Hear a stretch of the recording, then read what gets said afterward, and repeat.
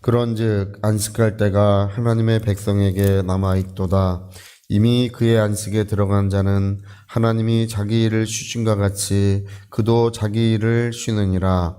그러므로 우리가 저 안식에 들어가기를 힘쓸지니 이는 누구든지 저 순종하지 아니하는 본에 빠지지 않게 하려 함이라. 아멘. 네, 히브리서에서 이 안식에 들어간다고 하는 이 말씀은 하나님의 나라를 유업으로 받는 것을 말하고 있습니다. 그래서 그 이스라엘 백성이 가나안 땅에 돌아와서 아브라함에게 약속하셨던 그 땅을 다시 기업으로 받는 것, 하나님의 나라를 하나님께로 상속받는 것을 여기는 이제 안식에 들어가는 것이라고 이렇게 말씀하고 있습니다. 여러분 어떻습니까? 우리가 이제 하나님의 상속자들입니다. 만유를 창조하신 분은 하나님이시고 이 만유를 우리 주 예수님과 우리들에게 상속해 주시는 이야기. 그래서 우리는 만유의 상속자로 우리가 이 땅에 살아가고 있습니다. 근데 중요한 것은 뭐냐 하면 이 만유를 상속받기 위해서는 거룩한 삶을 꼭 살아야 한다는 것입니다. 오늘 우리나라도 굉장히 문제가 많이 되고 있는 것이 이 썬데이 크리스찬이라고 불러요.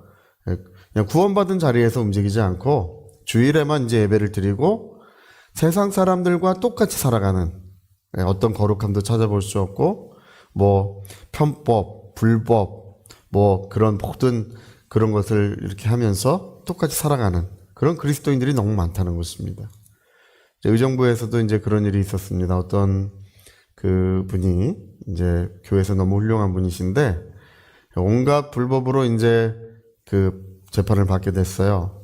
그래가지고 교회에서 모든 성도님들이 사인을 해가지고 우리 그 장로님이셨는데 너무 훌륭한 분이시고 좋은 분이신데 왜 그러느냐, 좀 재판정에서 좀 이해를 해달라, 이렇게 다 그걸 보냈습니다. 근데 판사가 그걸 다 읽어보고 사건을 다 살펴봤을 때 그냥 뭐 예수 안 믿는 사람보다 더 나쁘다, 이렇게 이제 생각을 하는 거예요. 예수 안 믿는 사람보다 더 나쁘다. 근데 여러분 왜 그런 것일까요? 왜 우리 그리스도인들은 하나님의 뜻을 따라 살아가야 되고 왜 거룩한 삶을 살아가야 되는 것일까요? 오늘 성경이 그걸 말씀하고 있는데 우리가 하나님의 나라를 상속받기 위해서 그렇다는 것입니다.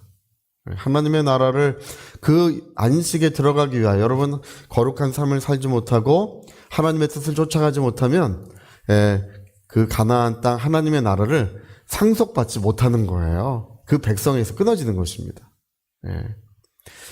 자, 우리 고린도전서 앞에 띄워줄 테니까요. 그냥 읽어보시면 좋을 것 같습니다. 우리 5장 1절 한번 봅시다. 우리 이제 너무 중요한 말씀이기 때문에 제가 한번 다시 짚고 넘어가려고 합니다. 5장 1절. 우리 같이 한번 읽어볼까요? 너희 중에 심지어 음행이 있다함을 들으니 그런 음행은 이방인 중에서도 없는 것이라. 누가 그 아버지의 아내를 추하였다 하는도다. 이제 그 동거하고 있다, 그 얘기죠. 이게 추하였다 이 말은 그 현재형입니다. 그러니까 그 동거를 하고 있다. 이방인 중에도 없는 음행을 하는 사람이 있다. 여러분 이 사람 구원 받겠습니까? 못 받겠습니까? 제가 물어보면 꼭 구원 못 받는다는 분이 있어요. 이 사람 구원 받습니다. 이게 이방인 중에도 없는 큰 죄를 짓고 있는 이 사람. 이방 사람들에게서도 들어본 적이 없는 이런 심각한 죄에 빠진 사람이고 자기가 하는 일이 옳다고 주장하는 사람이에요. 근데 자 5절 읽어봅시다. 5절. 자, 5절.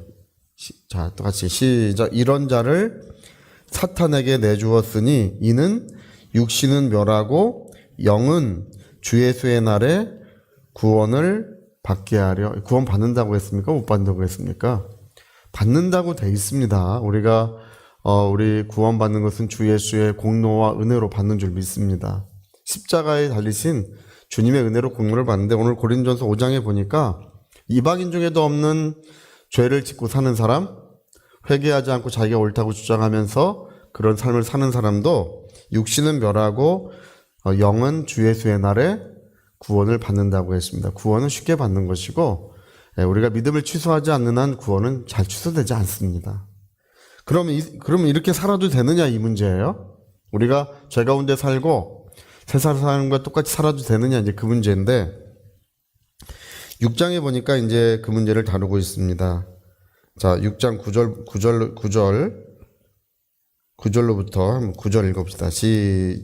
불의한 자가 하나님의 나라를 유업으로 받지 못할 줄을 알지 못하느냐.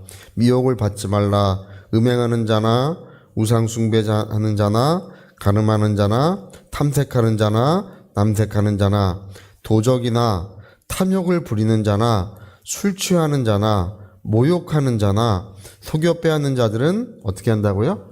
하나님의 나라를 유업으로 받지 못하리라. 그러니까 5장의 이야기를 하면서 그럼 이런 사람들은 어떻게 합니까? 라고 물어볼 거 아니에요? 그래서 6장에 이런 사람들이 어떻게 되는지를 6장에 기록하고 있는 것입니다. 그래서 이런 사람들은 하나님의 나라를 유업으로 받지 못하는 줄을 너희가 알지 못하느냐? 여러분 술 마셔도 됩니까? 안 됩니까? 안 됩니다. 술 취하는 자 어디까지가 취하는 거예요? 저는 한 잔만 마셔도 취할 것 같아요. 저는 한 병, 2병 마셔도 안 취합니다. 그러면 이제 그 사람 2병 마시게 됩니다. 안 되는 거예요. 그리고 모욕하는 자 됩니까? 안 됩니까? 안 됩니다. 왜 우리가 음행을 하거나 그런 탐욕을 부리거나 왜 이런 삶을 살면 안 되는지가 여기 써 있어요. 하나님의 나라를 유업으로 받지 못하리라. 우리가 구원은 받지만 뭘 받지 못한다고요? 하나님의 나라를 상속받지 못한다는 것입니다. 자, 우리 이게 중요한 문제니까 또 한 번 더 읽어봅시다. 우리 갈라디아서 5장 21절 읽어봅시다. 21절. 자, 21절만 시작. 투기와 술취함과 방탕함과 또 그와 같은 것들이라. 전에 너희에게 경계한 것 같이 경계하노니 이런 일을 하는 자들은 하나님의 나라를 유업으로 받지 못할 것이다. 이렇게 말씀하고 있습니다. 그래서 우리가 이제 이 성경은 왜 우리가 하나님의 뜻을 따라가야 살아야 되고 거룩한 삶을 살아야 되는지를 말씀하고 있는데요. 그 요단강을 건너 젖과 꿀이 흐르는 땅을 기업으로 받기 위하여 이렇게 말씀하고 있습니다. 다르게 말하면 하나님의 영원한 안식에 참여하기 위하여 이렇게 우리가 성경은 기록하고 있는 것입니다. 여러분 구원은 다 누구나 받을 수 있지만 아주 이 성경은요 너무나 정밀하고 완전하게 기록되어 있습니다. 예수 믿으면 다 구원받는 줄 믿습니다. 그러나 여러분 우리가 하나님의 뜻을 저버리고 살고 우리 하나님의 성령을 우리에게 주셔서 성령으로 우리를 인도하시고 우리를 가르쳐 주시고 성령으로 하나님의 뜻을 이루는 삶을 우리에게 살게 하시는데 우리가 성령을 저버리고 살면 결국은 하나님의 나라를 유업으로 받지 못하는 그런 일에 이제 처하게 되는 것입니다. 근데 제가 볼 때 우리가 이 땅에서는 잘 느끼지 못해요. 그게 얼마나 안타까운지. 그 전에 이제 어떤 목사님 한 분이 레베카, 제가 성함이 잘 기억이 안 돼, 레베카 목사님인 것 같아요. 미국의 유명한 여자 목사님이세요. 근데 그 목사님이 이제 목사님들이 많이 모인 자리에서 이제 어떤 한 목사님을 향해서 이제 얘기를 하는 거예요. 목사님, 올해가 가기 전에 하나님께서 목사님에게 귀중한 어떤 은혜를 베푸실 것입니다. 이렇게 얘기를 했어요. 목사님들이 많이 모인 자리에서. 그분은 굉장히 신령한 목사님으로 되게 유명한 분이에요. 근데 올해 가기 전에 하나님께서 목사님에게 어떤 은혜를 베풀어 주실 것입니다.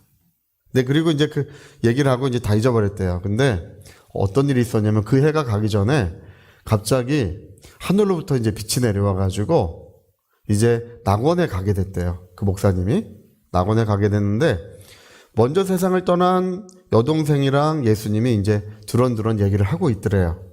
두런두런 얘기를 하고 있다가 이제 여동생이 자기를 봐서 이렇게 대화를 좀 나누고 대화를 나눴는데 남편이 재혼했다는 얘기는 안 했대요. 남편이 재혼을 했는데 그런 얘기는 안 했대요. 그리고 이제 예수님이 이제 그 여동생이 이제 얘기를 하는데 뭐라고 얘기를 하냐면 지금 낙원에 있는 사람들은 이 세상 사람들이 얼마나 부유함을 누리는지 또 어떤 좋은 직업을 가지고 사는지 거기에 대해서는 어떤 관심도 가지고 있지 않다고 이제 그런 얘기를 하더래요.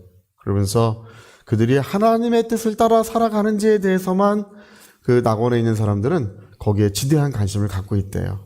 그러면서 이제 얘기를 하는 것이 어떤 얘기를 하냐면 자기 두 아들이 있는데 두 아들이 이제 하나님의 뜻을 떠나 살고 있는데